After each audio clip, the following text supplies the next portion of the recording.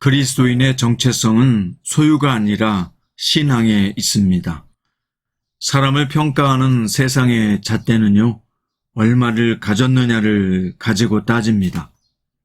하지만 우리 그리스도인들의 가치는 다릅니다. 하나님과의 관계성에 있습니다.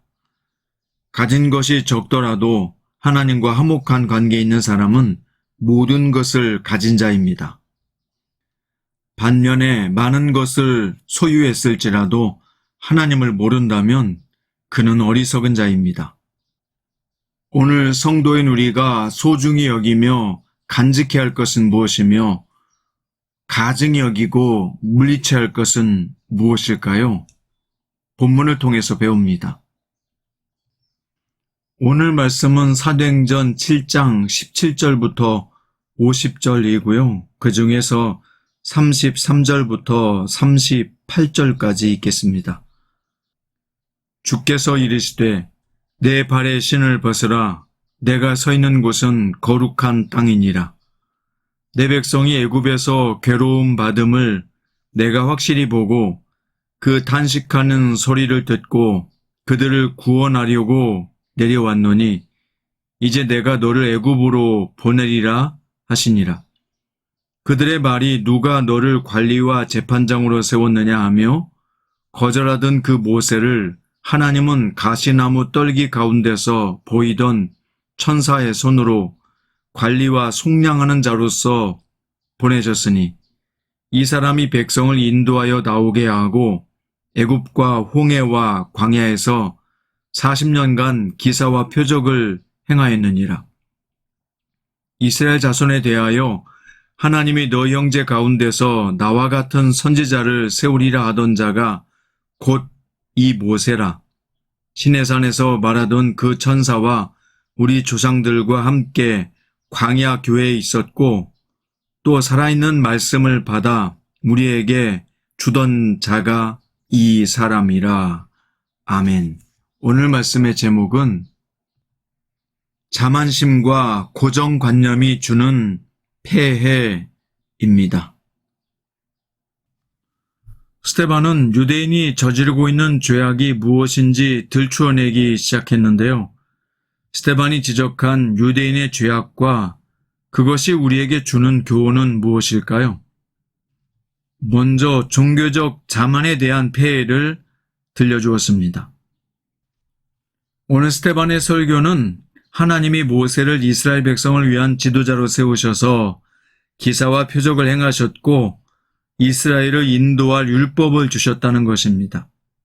하지만 이스라엘 백성은 모세와 그 율법을 버리고 하나님을 대적하는 죄악을 저질렀다는 것입니다.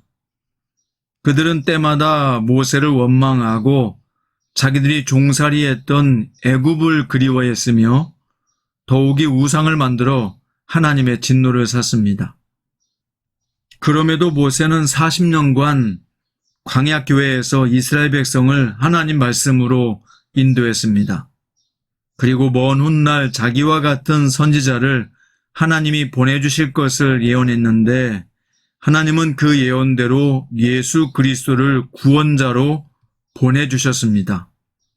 그러나 이스라엘 백성은 과거에 하나님과 모세를 대적했듯이 예수 그리스도를 대적하여 메시아를 못 박아 죽였다는 것입니다. 그들은 예수님이 구원자이심을 깨닫지 못해서 하나님의 뜻을 저버린 자리에 서 있었다고 스데반은 고발합니다. 따라서 스데반의 이러한 지적은 저들에게 엄청난 모욕이자 수치가 될 수밖에 없었습니다. 자신들은 모세 뒤를 잇는 율법의 수호자라고 여겼기 때문인데요. 예수님에 대한 자신들의 행동은 하나님의 뜻이었다고 확신하고 있었기 때문입니다. 하나님은 스데반을 사용하셔서 그들의 교만과 자만심을 꺾으시고 죄악을 들춰내셨습니다. 하나님은요, 어떠한 경우에도 종교적 자만과 교만에 빠지기를 기뻐하지 않으십니다. 구원은요, 율법의 행위와 인간의 공로로 주어지는 것이 아닙니다. 인간이 쌓은 선행과 착한 행실로 구원받는다는 것이 아니란 말입니다. 오직 예수 그리스도를 통한 하나님의 은혜로 구원받았음을 감사하시고 그 은혜를 마음속 깊이 간직하시는 여러분과 저 되기를 바랍니다. 자, 이어서 스테반이 신앙의 걸림돌이 될 폐에 대해서 가르쳐 줬는데 그 두 번째는 고정관념입니다. 스테반은 성막과 성전에 대한 이야기를 꺼냈습니다. 성막은 모세가 하나님이 보여주신 모양대로 만들어졌던 것이고 성전은 다윗과 솔로몬이 하나님을 위해서 만든 것이었습니다. 이 두 가지는 모두 하나님을 위한 건축물이었지만 하나님이 거하시기에는 한없이 부족했음을 스테반은 강조했습니다. 하나님은 온 만물을 창조하신 분이시며 모든 것 위에 계십니다. 스테반은 높으신 하나님은 사람이 지은 건축물에 제한을 받지 않으시며 그렇게 생각하는 것은 어리석다는 것을 지적했습니다. 스테반의 설교를 듣는 대상자들은요, 성전과 예배 의식으로만 하나님을 만날 수 있으며 자신들이 물려받은 성전과 성막에 대한 지식만이 하나님의 뜻을 담고 있다고 착각에 빠졌습니다. 그래서 예수님이 성전된 당신의 육체에 관해서 말씀하신 내용을 그들은 오해할 수밖에 없었던 것입니다.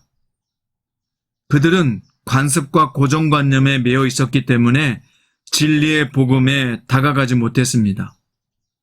사랑하는 성장큐티 가족 여러분, 이처럼 고정관념과 잘못된 관습에 얽매이면 우리는 참된 신앙에 도달하기 어렵습니다.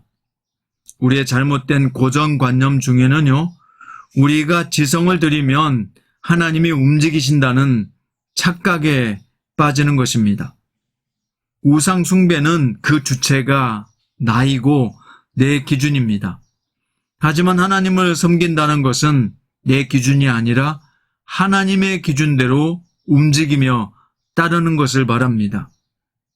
내 기준을 중요하게 생각하고 자꾸 주장하는 사람은요, 은혜에 감사하기보다 자기 공로를 내세우려고 하는 경향이 강할 수밖에 없습니다.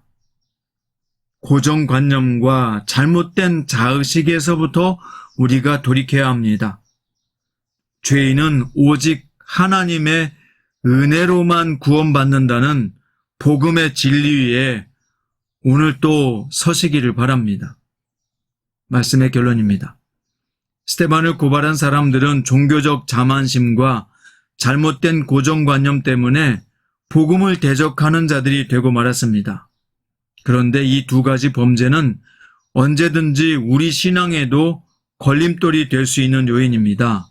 그래서 신앙의 연수가 오래될수록요, 더욱 말씀으로 우리 자신을 비춰보고 교정해야 될 줄로 믿습니다.